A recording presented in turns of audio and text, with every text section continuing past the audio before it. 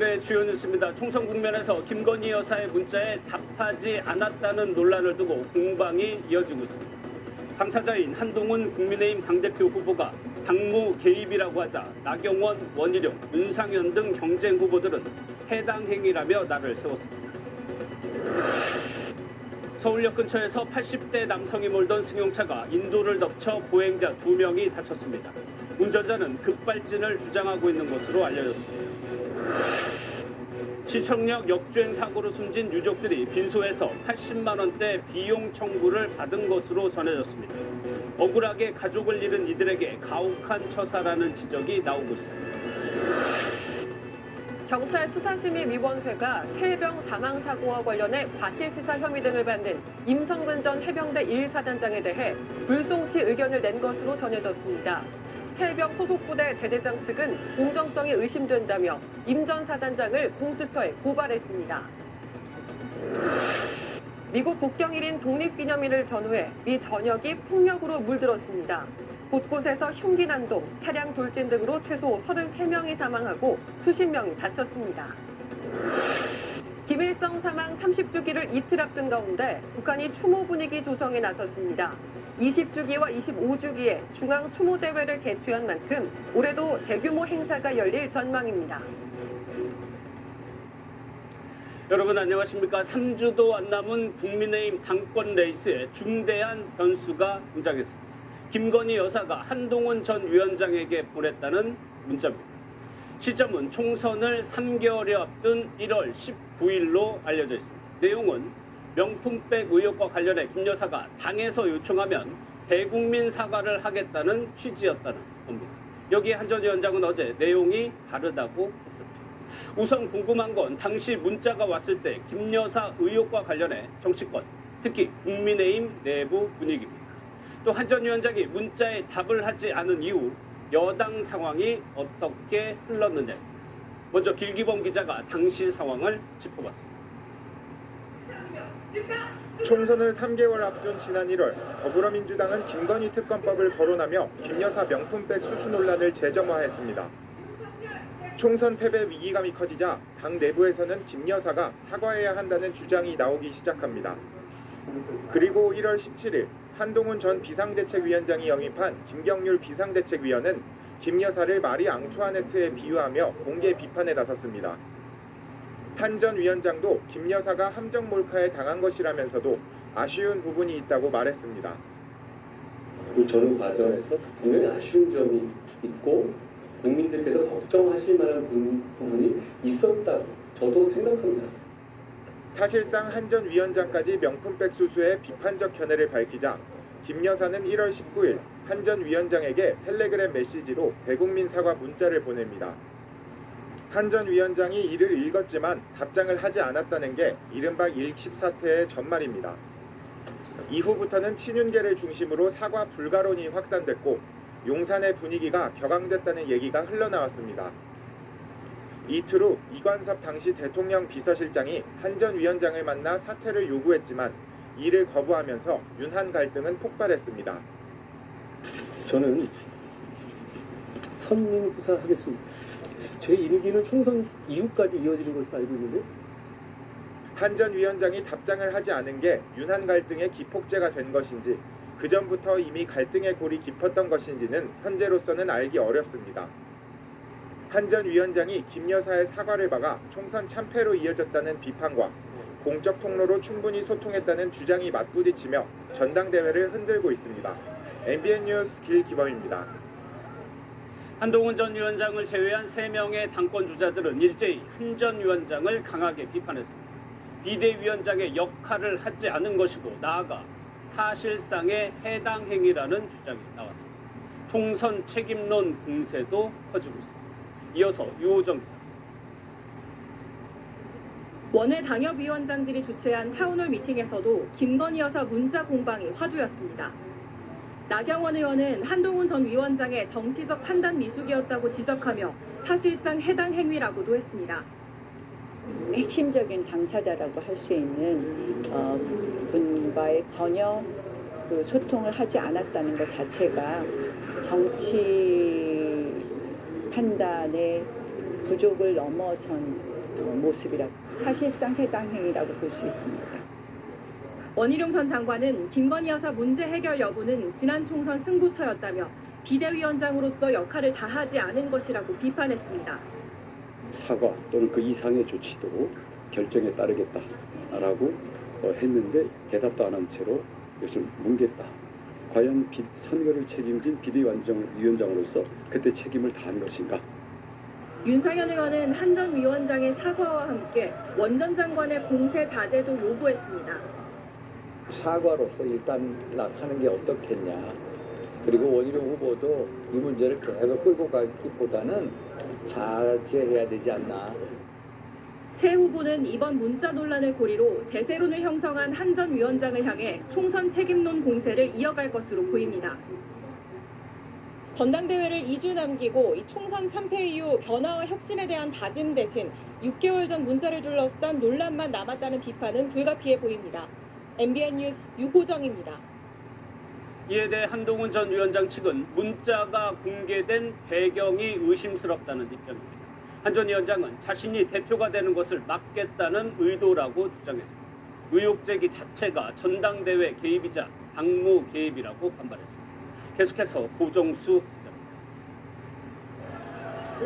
한동훈 국민의힘 당대표 후보는 경기 성남 분당갑 당원 조직대화를 찾아 문자 논란의 본질은 해당 행위가 아니라고 반박했습니다. 무엇보다 김건희 여사와 당대표인 비상대책위원장이 텔레그램 문자로 사과 여부를 논의하는 건 부적절했다는 점을 강조했습니다.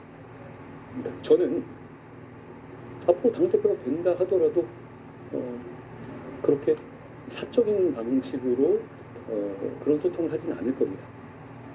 6개월이 지난 이 시점에 왜 이런 문자 내용이 언론에 공개됐는지 그 배경에도 의구심을 나타냈습니다. 자신이 당대표가 되는 걸 막기 위해 누군가 문자 내용을 허위로 짜깁기해 의도적으로 흘렸단 겁니다. 그것이 사실이라면 이는 당무 개입에 해당한다고 반격했습니다. 지금 이 시점에서 얘기하는 것, 이런 얘기를 일부러 이렇게 만들어내고 하는 것은 좀 비정상적인 전대 개입이나 당무 개입으로 많은 분들이 생각하실 수 있는 위험한 일이라고 생각합니다. 한 후보는 총선 패배 책임론도 정면으로 반박했습니다. 김 여사가 사과하고 싶었는데 자신이 허락하지 않았다는 건 상황을 대단히 호도하고 있다는 겁니다. 한 후보는 대통령실 공식 통로를 통해서 의견을 전달했지만 오히려 대통령실이 사과가 맞지 않다는 입장을 강하게 전해왔다고 밝혔습니다. MBN 뉴스 고정수입니다.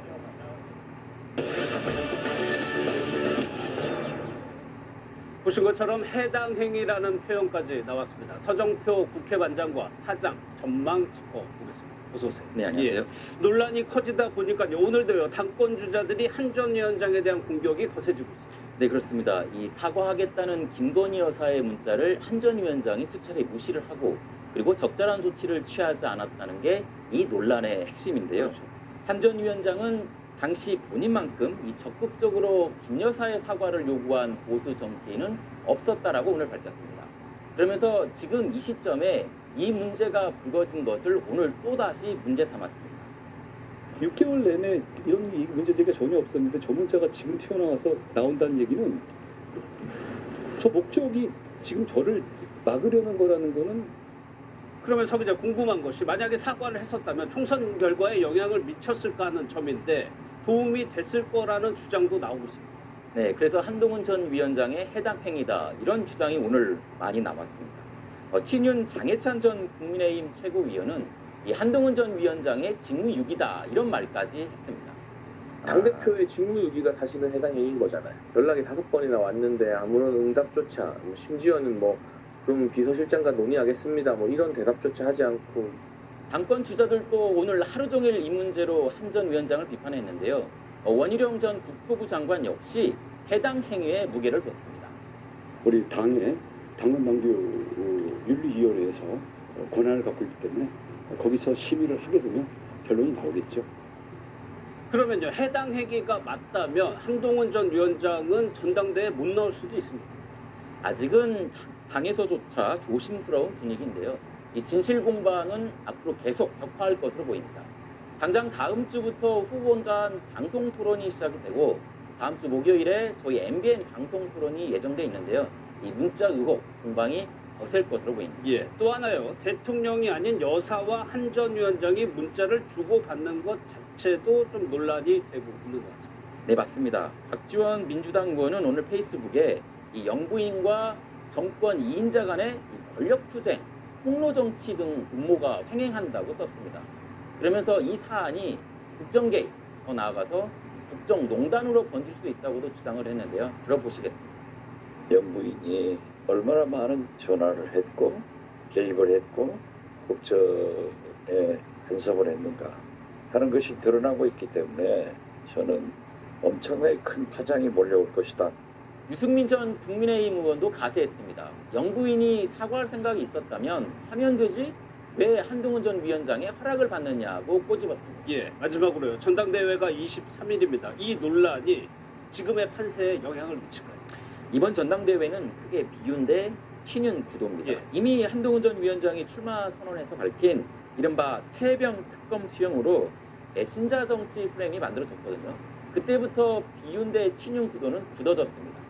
이번 문자 의혹은 이미 시작된 구도의 연장이기 때문에 그 이상의 영향은 없을 것이라는 관측도 나오고 있습니다. 알겠습니다. 잘 들었습니다. 서정표.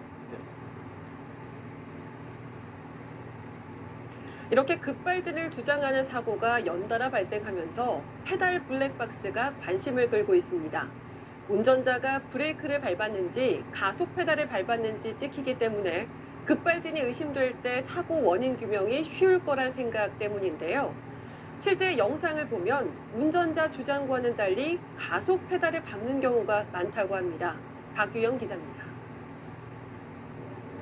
지난해 11월 택시가 담벼락을 들이받은 사고에서 운전자는 급발진을 주장했습니다. 당시 차량 페달 블랙박스에 찍힌 촬영본입니다. 택시기사는 여러 번 힘껏 브레이크를 밟아도 소용없었다고 진술했지만 실제로 밟은 건 가속 페달이었습니다. 3초 동안 6번이나 밟아 30m를 이동했는데 이 모습이 페달 블랙박스에 고스란히 찍혔습니다.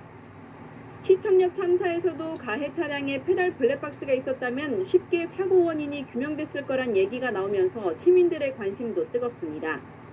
페달 블랙박스는 내가 브레이크를 밟았는지 악셀을 밟았는지 그거를 증명할 수 있기 때문에 그게 중요하니까 그것 때문에 저는 장착을 했고 주변 친구들한테도 지인들한테도 그렇게 해서 권유해서 요즘 문의가 많이 오시는데 아시는 분들은 막 2개씩 다시는 분도 있고요. 납비 촬영하고 페달하고 동시에 촬영되게끔 해서 그렇게만 인정을 받아요. 기존 블랙박스의 후방 카메라를 활용하는 방법도 있습니다. 불안감을 해소하기 위해서 페달 블랙박스가 필요하다고 하면 무리하게 고가에 살 이유가 없이 지금 있는 또 후방 카메라를 발 쪽으로만 옮기면 동일한 효과를 낼 수 있다. 급발진의 입증 책임을 소비자가 아닌 차량 제조사가 증명하는 방식으로 바꿔야 한다는 주장도 나오지만 제조물 책임법을 바꾸기까지 넘어야 할 산이 많습니다. MBN 뉴스 박영입니다. 시청역 역주행 사고로 가족을 잃은 유족들이 장례 절차가 마무리되기도 전에 시신운구와 현장 수습비로 80만 원대 비용을 청구받은 것으로 알려졌습니다. 가족을 잃은 것도 원통한데 가혹한 처사란 지적이 나옵니다. 연장현 기자입니다. 한 온라인 커뮤니티에 시청역 역주행 사고와 관련된 글이 올라왔습니다. 장례 도중 유족에게 사고 당시 시신 운구와 현장 수습비 등 명목으로 80만 원짜리 청구서가 전달됐다며 참담한 심정이라는 내용이 담겼습니다. 비용을 청구한 건 지난 1일 사고 당시 시신들을 수습해 장례식장으로 옮긴 사설업체였습니다. 80만 원 청구했고요. 먼저 결제를 받고 자동차 보험이나 뭐 이렇게 청구를 하는 쪽으로.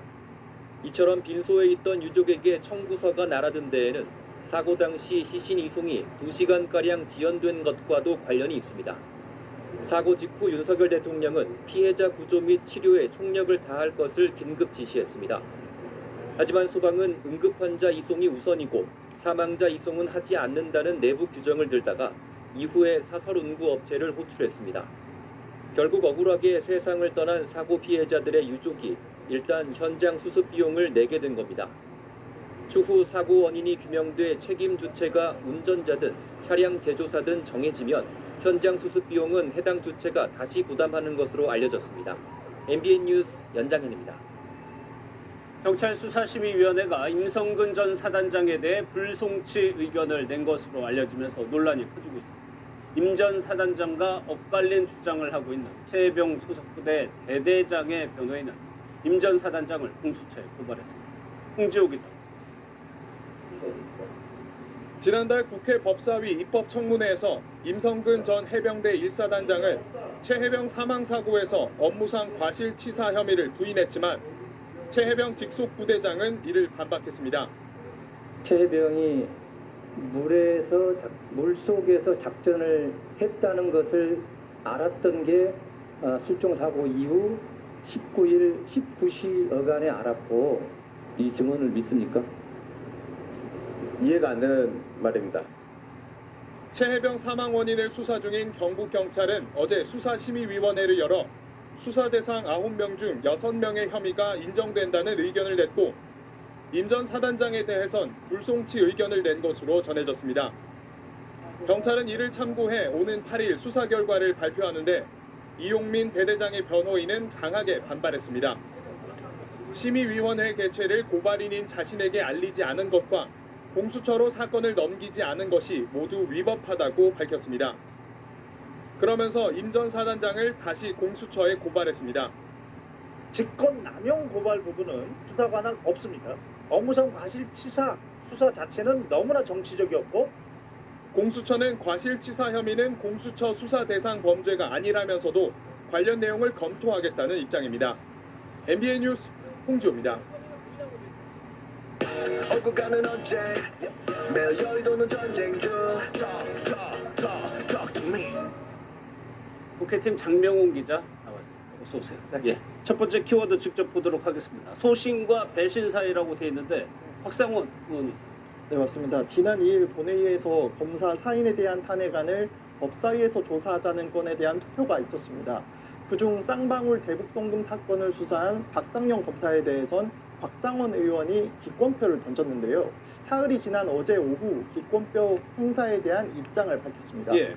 박 의원은 민주당 소속이에요. 왜 기권표를 던졌다고? 찬반 여부를 판단하기 어려웠다는 게 이유입니다.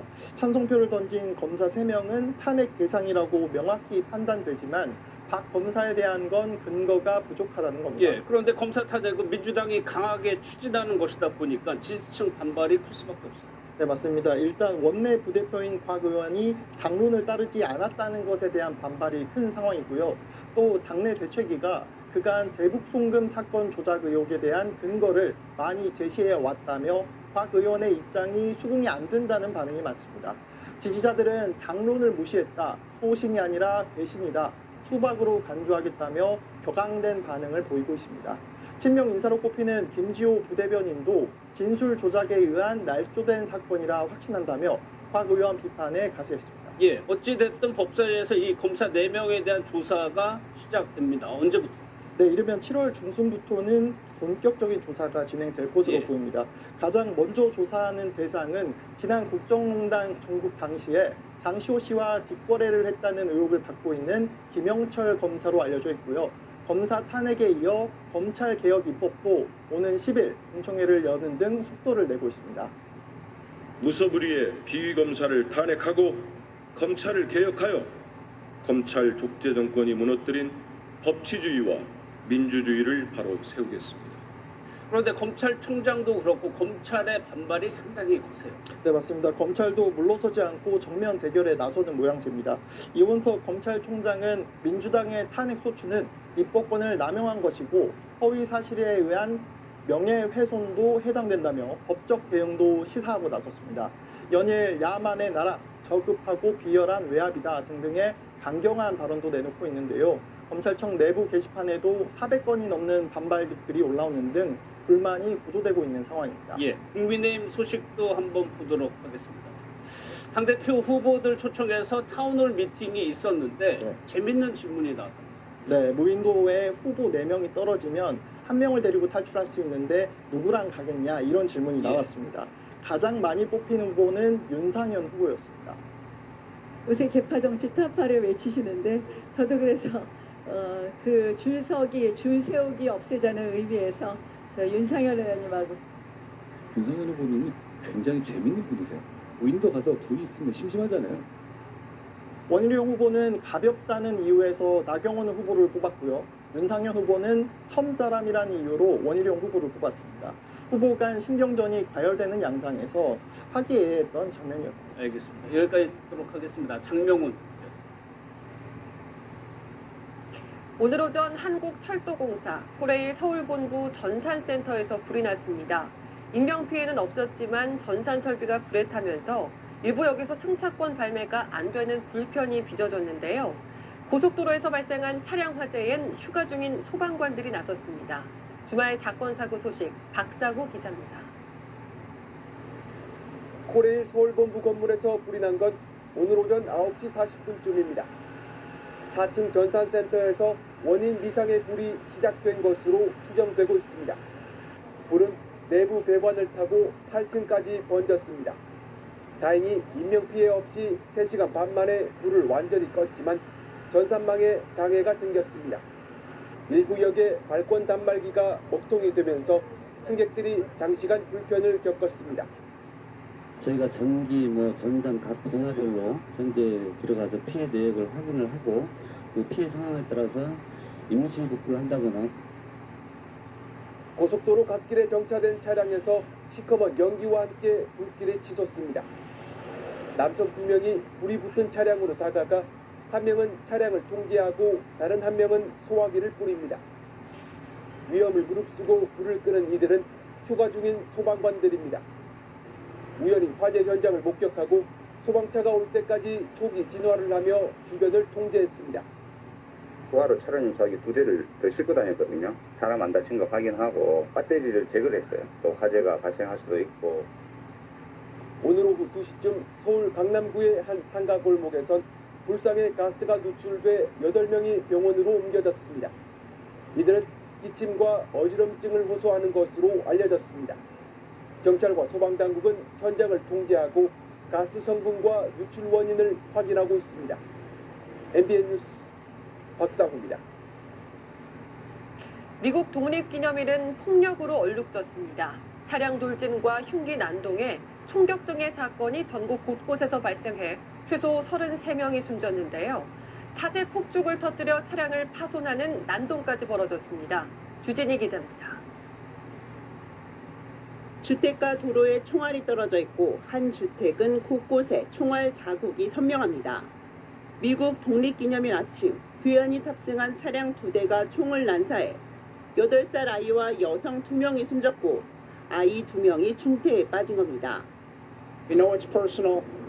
We don't know what it's about. We don't know if it happened just today or if it's ongoing. 여기에다가 뉴욕에서는 픽업 트럭이 기념일을 즐기던 사람들에게 돌진해 3명이 숨지고 8명이 다쳤습니다. There was a drunk driver speeding down Water Street and jumped the curb and crashed into the fence and into the cookout that my cousin and my aunt was having. 또 LA에서는 불꽃놀이 구경을 끝낸 이웃들에게 20대 남성이 흉기를 휘둘러 2명이 숨지고 여러 명이 다쳤습니다. 동시다발적으로 발생한 각종 폭력 사건에 기념일 하루에만 미국 전역에서 최소 33명이 숨졌는데 무분별한 폭죽 난동도 이어졌습니다. 미네소타에서는 30여 명이 폭죽을 던지는 난동을 부려서 차량이 파손되는 등 곳곳에서 사제 불꽃놀이로 신고가 이어진 겁니다. I was on the 6th floor, so it's kind of concerning to have fireworks come up that high. They're big. They're kind of like grenades. 미국 독립기념일은 1년 중 가장 사건 사고가 많은 날로 지난해에도 최소 12명이 숨졌습니다. MBN 뉴스 주진입니다. 국내에서 휴식 중인 축구 국가대표 손흥민 선수가 어제 경기도 용인의 한 축구장을 찾았습니다. 대형 구장이 아닌 일반 시민들이 이용하는 체육공원이었는데요. 이 소식이 알려지며 수천 명이 한꺼번에 몰리면서 사고 위험에 경찰까지 출동했습니다. 이재호 기자입니다. 수천 명의 시민이 운동장에 무질서하게 모여 있습니다. 축구 국가대표팀 손흥민 선수를 가까이서 보기 위해 모인 인파입니다.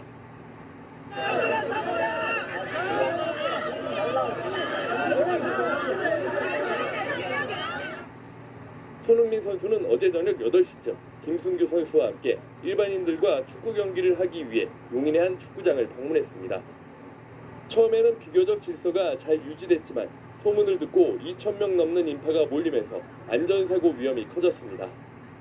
일부 시민은 펜스 그물을 타고 올라가는 등 아찔한 모습을 보이기도 했습니다.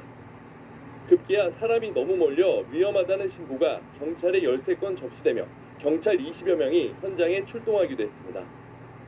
그냥 불법 주차하고 차 세워놓고 사람들 뛰어가고 사람이 너무 많아서 이제 사실 좀 펜스 가까이 가기도 어려운 상황이었어서 그물 타고 올라가거나 이런 경우들도 있어서 경기장 난입 시도까지 이어지면서 손흥민 선수는 예정보다 일찍 경기를 마치고 돌아갔습니다.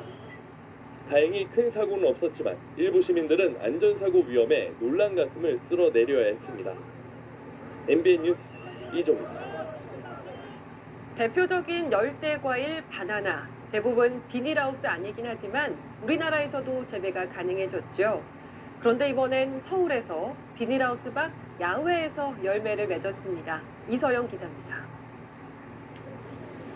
푸른 농원 한가운데 바나나 2송이가 열렸습니다. 이곳은 다름 아닌 서울 도심 속 한 주말 농원. 우리나라에서도 비닐하우스가 아닌 야외에서 바나나가 자랄 수 있는지 궁금해 심기 시작했는데 결국 10년 만에 열매가 열렸습니다. 나무 자체는 나이로 본다거나 10년 정도 됐는데 보시다시피 이렇게 열매가 잘 결부가 됐어요. 이색적인 풍경에 시민들의 발길도 이어지고 있습니다. 그래서 피는 바나나 겉을 처음 봤고 그리고 바나나 열매도 처음 봤습니다. 매우 놀랐습니다. 서울 야외 농장에서 바나나가 싹튼 건 그만큼 평년 기온이 높아졌고 강수량이 많아져서입니다. 실제로 지난해 서울 연평균 기온은 13.7도로 1973년 이래 가장 높았고 강수량도 평년 대비 130%를 웃돌았습니다. 기온이 계속 오르면서 우리나라에서 나지 않던 올리브나무 품종도 제주 야외에서 재배되는 상황. 기후온난화가 지속되고 있는 만큼 새로운 열대 과일이 나타날 가능성도 커지고 있습니다. MBN 뉴스 이서영입니다. 미국 바이든 대통령이 계속해서 정면 돌파 의지를 내비치고 있습니다. 이번에는 TV에 나와 트럼프 전 대통령과 추가 토론도 하겠다고 말했습니다. 하지만 민주당 하원에서는 추가로 공개 사퇴 요구가 나왔고 상원에서도 비슷한 흐름이 나타나고 있습니다. 워싱턴에서 최중락. 이번 주말 반드시 고령 인식을 불쑥시켜야 하는 바이든 대통령. 먼저 경합주인 위스콘신주에서 평소보다 활기찬 모습으로 대선 후보 사퇴 압박에 대해 단호하게 선을 그었습니다. You're going to drop out. What you going to do? Well, here's my answer. I am running and going to win again. 이후 ABC 방송과의 22분간 편집 없는 인터뷰에서는 트럼프 전 대통령이 제안한 추가 토론에 대해서도 약속한다며 분명히 할 것이라고 단언했습니다. 인지력과 건강 우려에 대한 반복되는 압박 질문에도 트럼프를 이길 수 있는 후보라고 강조했지만 관련한 신체 검사는 거부했습니다. Have you had the specific cognitive tests and have you had a neurologist, a specialist, do an examination? No one said I had to. No one said they said I'm good. 민주당 내에서는 바이든 대통령의 결단 요구가 계속됐습니다. 연방 하원의원 4명이 사퇴를 요구했고 마크 워너 상원의원도 의견을 수렴하고 있는 것으로 전해졌습니다. 바이든 대통령은 다음 주에는 나토 정상회의에 참석하고 해리스 부통령과는 잇따라 경합주를 방문하는 등 직접 대국민 설득에도 나설 예정입니다. 워싱턴에서 MBN 뉴스 최중락입니다. 북한은 모레 김일성 주석 사망 30주기를 맞아 추모 분위기를 조성하고 있습니다. 이번이 북한이 중요시하는 5년, 10년 단위의 정주년인 만큼 대규모 행사도 예상됩니다. 다만 최근 북한이 김정은 위원장의 단독 우상화 작업을 하고 있다는 점에서 축소될 가능성도. 권영범 기자. 김일성 사망 30주기를 이틀 앞둔 오늘 북한 노동신문에 실린 글입니다. 김일성 행보를 만고불변의 업적으로 칭송하고 민족 최대의 추모의 날이 다가온다고 분위기를 띄웠습니다. 대회 선전 매체인 내 나라 홈페이지엔 추모 페이지가 신설됐고 김일성의 업적을 칭송하는 연구 토론회와 근로단체들의 발표 모임 등 각종 추모 행사도 연달아 열리고 있습니다. 경건한 마음 안고 우러르면 위대한 장군님께서 하신 말씀 뜨겁게 되새겨집니다. 북한은 5년, 10년 단위 정주년을 중요시하는 만큼 30주기 노래 대규모 추모 행사가 열릴 것으로 예상됩니다. 다만 최근 김정은 국무위원장 독자 우상화 작업에 속도를 내고 있어 선대 띄우기를 일부 자제할 가능성도 있습니다. 이번 30주년 행사를 통해서 과연 어느 정도의 우상화로 진입하고 있는지가 일정 수준 확인될 수 있다고 생각합니다. 30주기 당일 김 위원장이 할아버지의 시신이 안치된 금수산 태양궁전을 참배할지에 따라 추모 수위가 결정될 전망입니다. MBN 뉴스 권용거입니다. 안정적인 평생 직장으로 인기가 높았던 공무원. 하지만 무섭게 오르는 물가에 반해서 초임 공무원 임금은 최저임금 수준에 머무르면서 공직을 떠나는 젊은 공무원들이 늘고 있습니다. 정혜린 기자입니다. 공무원들이 임금 인상을 요구하며 전국에서 모였습니다. 물가 상승기를 상회하는 실질적인 임금 인상, 현실을 반영한 직대 인상. 초임 9급 공무원의 월급은 약 222만 원으로 최저임금보다 16만 원 많은 수준입니다. 세금을 제외하면 실수령액은 이보다 더 줄어듭니다. 실수령액은 약 200만 원 조금 넘는데요. 독립이라든가 결혼이라든가 문제가 있어서 저축을 해야 되는 상황인데 임금이 너무 적다 보니까 그런 계획이 조금 어려운 상황입니다. 실제 낮은 임금 인상률에 실망한 젊은 공무원들이 공직을 떠나는 비율은 점차 높아지고 있습니다. 임용 5년 이내의 퇴사자는 해마다 늘고 있는데 지난해에만 13,500명을 넘어섰습니다. 2011년만 해도 93대 1이나 됐던 9급 공채 경쟁률 또한 올해 22대 1까지 떨어졌습니다. 공무원 노조 측은 젊고 유능한 인재들을 잡기 위해서라도 상하위직의 임금 격차를 해소해야 한다고 주장했습니다. 공무원의 실질임금 감소가 8.1% 됩니다. 31만 3천 원으로 정액으로 이상을 하면 고위직과 하위직의 임금 격차를 줄일 수 있고 고물가 시대에 비해 부족한 급여와 처우로 공직사회의 미래인 청년 공무원들의 퇴사가 이어지고 있습니다. MBN 뉴스 정혜린입니다. 오르고 있는 서울 아파트값과 달리 아파텔로 불리는 거주용 오피스텔 시장은 여전히 한겨울입니다. 업체들은 고객 유치를 위해 억대 할인 분양에 나서고 있는데 계약 이후 약속한 조건을 두고 분쟁도 벌어지고 있습니다. 이승훈 기자입니다. 서울 동대문구의 한 오피스텔 모델하우스. 방이 최소 2개 이상인 이른바 아파텔로 분양가는 9억 원 중반대입니다. 하지만 입주 지원금을 최대 2억 원까지 줄 수 있다며 전세를 맞추면 1억 원도 안 되는 돈으로 투자할 수 있다고 말합니다. 할인율이 이거는 1억 9천 원으로 정해진 호실이라고 보시면 되고 실제 투자금은 7,600 정도 이제 들어가시는 거고 첫 분양에서 물량 소진이 지지부진하자 할인의 재분양에 나선 겁니다. 시행사에서 이거를 분양을 하는데 못한 거예요. 거기에 들어가는 이득을 고객들한테 이제 돌려주는 구조로. 지난달 오피스텔 매매 가격 지수는 121.6으로 한 달 전보다 0.23% 떨어졌습니다. 서울 아파트 매매가가 15주 연속 상승하는 등 아파트에 대한 관심은 뜨겁지만 오피스텔은 8개월 연속 하락하며 폭도 커지고 있습니다. 이 때문에 업체들이 할인 분양까지 나서고 있지만 덩달아 소비자와의 분쟁도 늘고 있습니다. 서울의 한 도시형 생활주택을 분양받은 30대 여성은 대행사가 일정 금액으로 전세를 맞춰주겠다고 했지만 이후 말을 바꿨다고 주장합니다. 전세 보증보험에 대해서는 처음 계약할 당시에 아무 말도 없었다가 나중에 가서 보증보험금에 모르셨냐고. 전세 사기 여파로 빌라와 오피스텔의 수요는 좀처럼 늘고 있지 않아 이를 둘러싼 분양 갈등은 당분간 지속될 예정입니다. MBN 뉴스 이승훈입니다. 프로야구 올스타전이 지금 인천 SSG 랜더스 필드에서 열리고 있습니다. 올해는 류현진의 우승환까지 출전하면서 그야말로 별들의 잔치가 열렸는데요. 비 예보에도 경기장은 팬들로 꽉 들어찼습니다.